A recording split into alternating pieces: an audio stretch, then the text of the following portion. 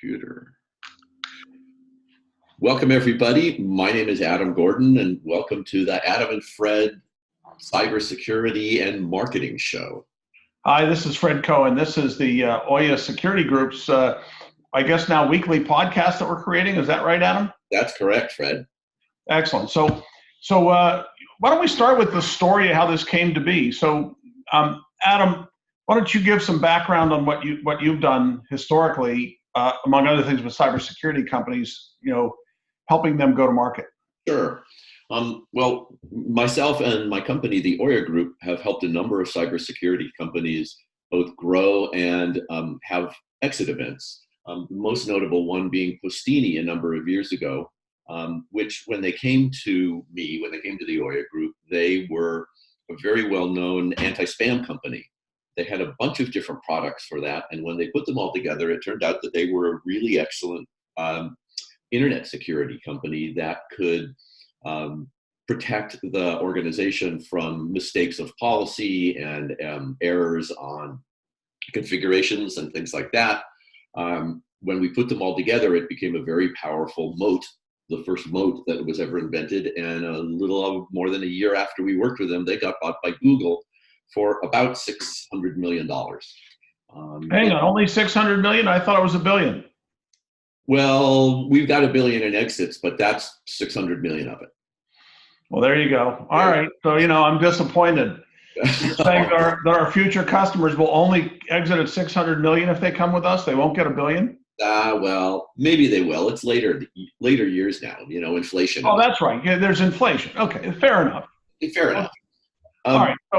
And we had another company called Riverhead that was bought for only 36 million by Cisco. But that was back in the early 2000s. So 36 million actually sounded like a lot of money then. Yeah. Well, the other thing is not every company ultimately exits, with $1 billion exit. There are those, occasional companies, but mostly companies exit. The typical exits that we see in angel investment, for example, are in the $30, $50 million range. It's really sort of a unicorn that gets up into the $1 billion range. Yeah. And the Riverhead folks were really happy with the 36 million. Yeah. Most people, if they still own, 60% of the company and it's $36 million, say, well, okay, walk away with 20. Okay. Yeah. If I have to, we can suffer. Right with that. There you go. So that's great. All right. So that's what you did historically, and I'll just give a little bit of my background. So, I'm the sort of the classic hacker from days of old, right? So I started in the 50s and 60s when I was a young kid and met people that knew about technology and computers and electronics and so forth. And so we did all sorts of stuff associated with computers in offices of the parents of the kids I knew and in other places. I don't believe technically we ever broke the law. On the other hand, the laws were different then than they are now. So I try not to break the law. But then eventually, when I got into graduate school, I was at the University of Southern California, and I was in a class that was being taught by Len Edelman. And by that time, I was already, professionally working in cybersecurity one way or the other. But the idea popped into my head of computer viruses. So I wrote my dissertation on computer viruses. The only PhD other than in cryptography in computer security in the United States for 2 years before and 2 years after. So I'm the 4-year output of the nation for that period of time. And then ultimately, the computer virus thing became very big. I came up with most of the defenses, at least the original defenses and the different techniques, and ended up touring the world teaching short courses on computer viruses and doing consulting for companies. Ultimately, in the early 1990s, got to the point where I was working at critical infrastructure protection and did that under various contracts for governments and corporations and large enterprises and all sorts of places. And then eventually started to start up businesses in the 1990s. I ended up, for a period of about 10 years, started one business a year with some partners, and each of them a slightly different business. And By the late 90s, I was working at Sandia National Labs on critical infrastructure protection. Ended up as a Burton Group analyst. Burton Group got acquired by Gartner, and ended up as the president of the Pebble Beach chapter of Keiritsu Forum sometime later, which is the most active private equity investment group in the world. Still do cybersecurity consulting, still have companies, channel partners in that arena, have two companies that are cybersecurity companies, do expert witness work and so forth. So, but how I met you, Adam, was through Angel to Exit. So you want to talk about Angel to Exit and how we came to this thing? Sure.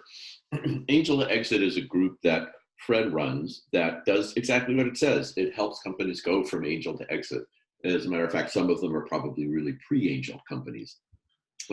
And ADE provides an advisory board for companies which are young companies, and it does it in a way that is economically very attractive to them and provides them with a very senior level advisory group, which can change as the needs of the company change. So if an advisor really needs a financial person right now, they can get the financial advisor that's on the ADE group. And if they need a marketing advisor, they can get me.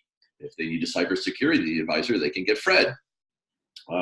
And so what you're seeing right now on the screen is a combination of our websites, of the OYA Security Group, the AllNet site, which is one of Fred's sites, where you can see he's been writing content for a really long time, and there's quite a bit of it.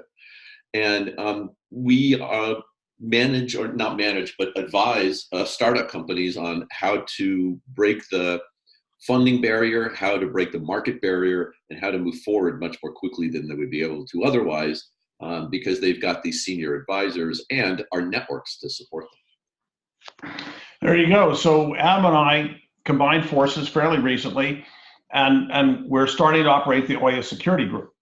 And we have a small number of customers in the cybersecurity space. The OYA Security Group is about go-to-market and helping grow cybersecurity companies. Not larger enterprises, not all sorts of companies of other sorts. We have other activities where we do that.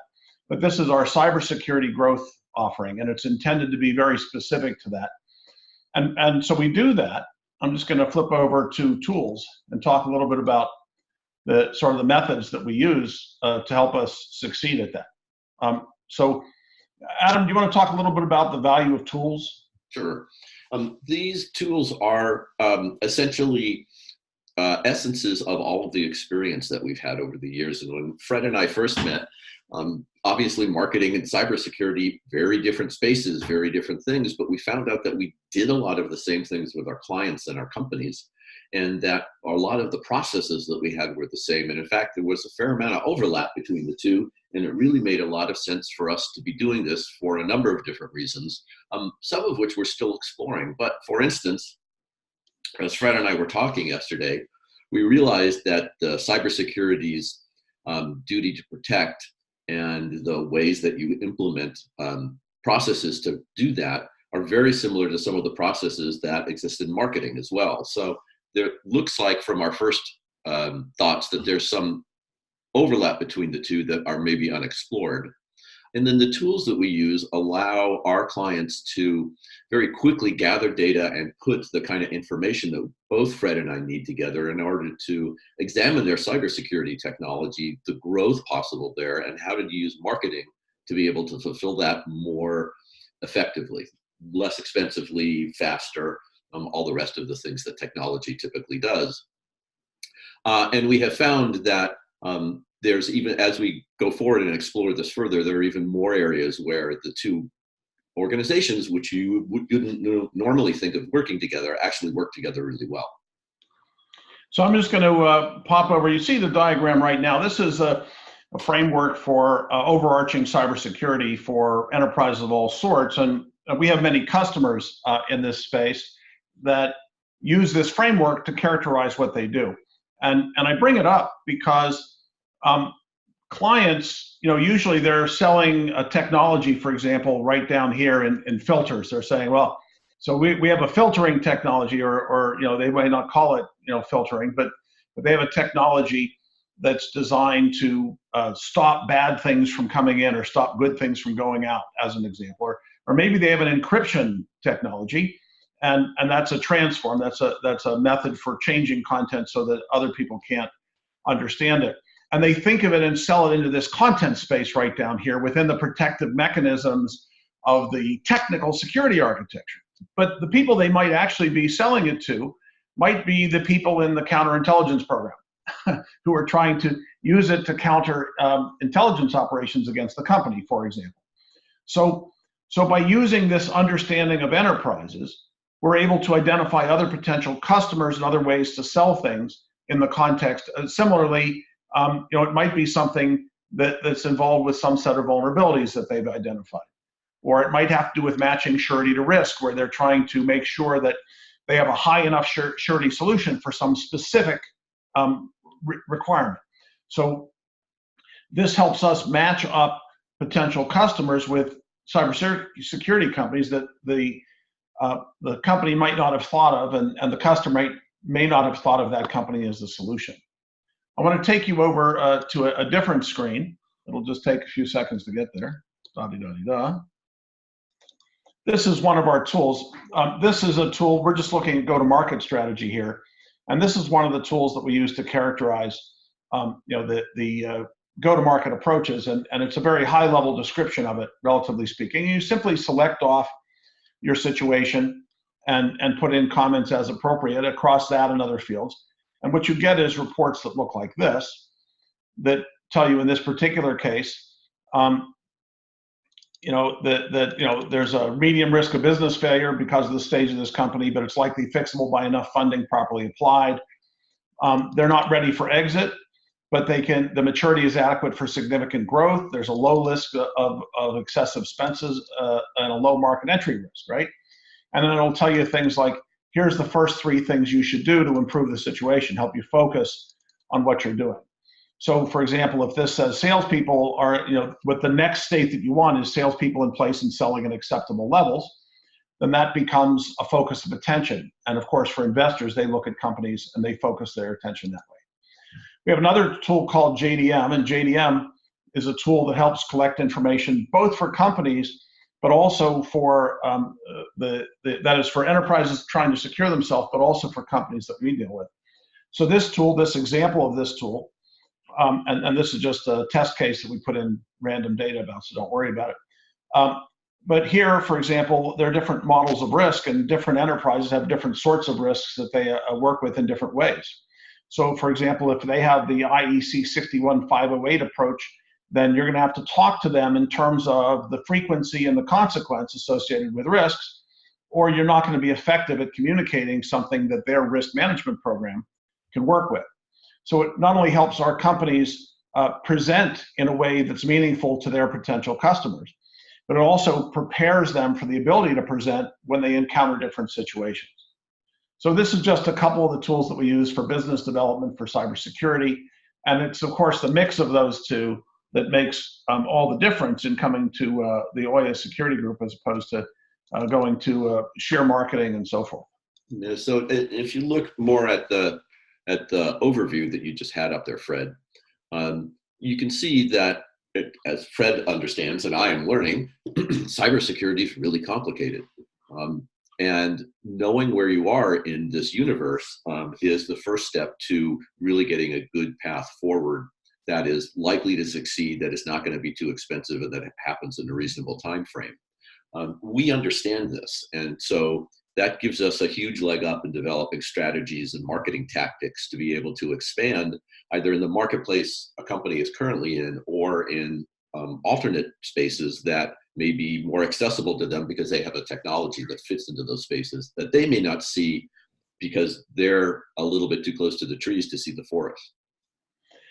All right, there you go. So it's time really for us to wrap this up. We're trying to keep these things relatively short, but we want to welcome you, to our podcast, and I think probably next week, wild guess, we're going to be talking a little bit about some of the examples of sales and marketing literature we've seen from security companies, and so, for example, I get, I don't know how many emails as an analyst, I get probably 100 emails a week especially when the RSA conference is coming up, just telling me about here's our product, here's our company, and so forth. And in looking at these things, I look at them with Adam, and Adam looks at me, and we laugh. I mean, it's like, you got to be kidding me. Who is actually going to read this crap? So we're going to talk next week a little bit about just, the kinds of things that, and it's worse, I got to say, in cybersecurity than most other fields. Just the kinds of things that people put out in material and the kinds of mistakes that they make that we see all the time. So until next week, Adam, do you have anything else you want to talk about? Market yourselves well. Go tell good stories. Oh, perfect. We got to talk about storytelling too. Yeah, that's right. All right. Well, thank you very much. And as soon as Adam turns off the recording, we'll go away.